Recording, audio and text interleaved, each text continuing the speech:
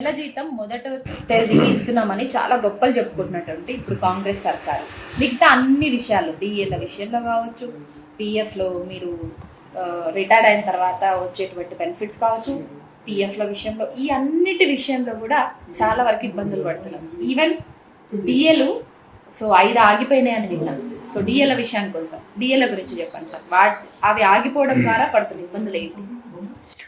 DA అనేది ప్రతి 6 నెలలకు ఒకసారి కన్జ్యూమర్ ప్రైస్ ఇండెక్స్లో వచ్చినటువంటి మార్పులకు అనుగుణంగా సవరించాల్సినటువంటి, అది ఇంటర్నేషనల్ లేబర్ ఆర్గనైజేషన్ ఇచ్చినటువంటి రూలింగ్. అది దాని ప్రకారం కేంద్ర ప్రభుత్వం వేజ్ అగ్రిమెంట్స్లో ఉంది, స్టేట్ గవర్నమెంట్ వేజ్ అగ్రిమెంట్స్లో ఉంటుంది.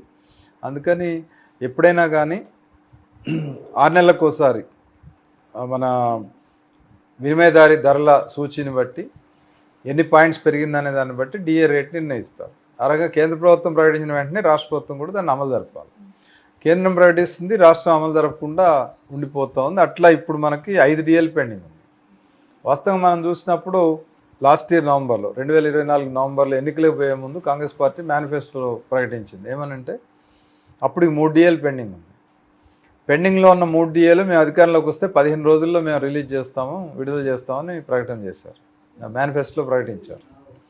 అధికారంలోకి వచ్చారు, 16 నెలలు అయింది.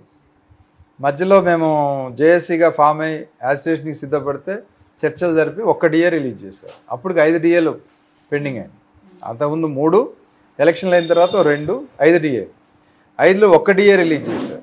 రిలీజ్ చేసి ఈ ఆర్థిక సంవత్సరాన్ని సర్దుకోండి, వచ్చే ఆర్థిక సంవత్సరంలో దీన్ని మనం ఆర్థిక పరిస్థితి మెరుగవుద్ది, మనం సరి చేసుకుందామని చెప్పారు. సరే మేము కూడా ఓపి పట్టాం. కానీ ఇప్పుడు మళ్ళీ 5 డిఏలు పెండింగ్ అయింది.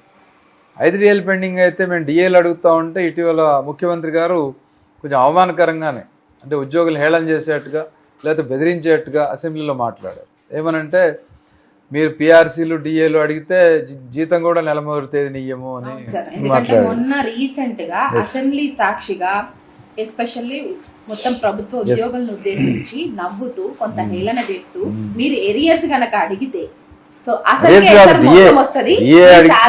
సాలరీస్ కొంత పెండింగ్ లో లేకపోతే సాలరీస్ కూడా వేతనాలు ఇచ్చే పరిస్థితి లేకుండా పోతుంది అన్న ఒక మాట మాట్లాడారు. అసలు ఆ మాట మాట్లాడిన తర్వాత ఉద్యోగ జేఏసీ నాయకులు కావచ్చు, మీ ఉపాధ్యాయ సంఘాలు వీళ్ళందరూ చర్చించుకున్నటువంటి విషయం ఏంటి? అసలు ఏమనుకుంటున్నారు ఈ ప్రభుత్వ తీరు పట్ల?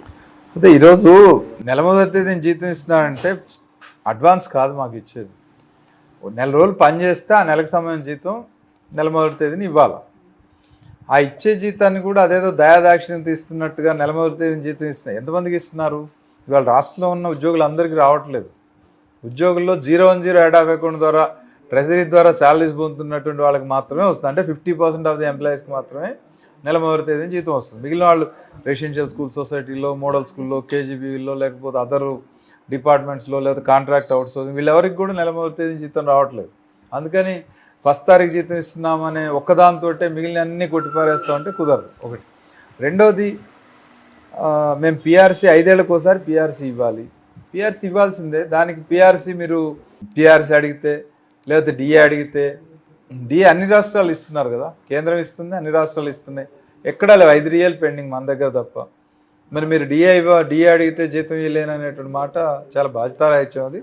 అందుకని మేము దాన్ని వెంటనే ఖండించాం.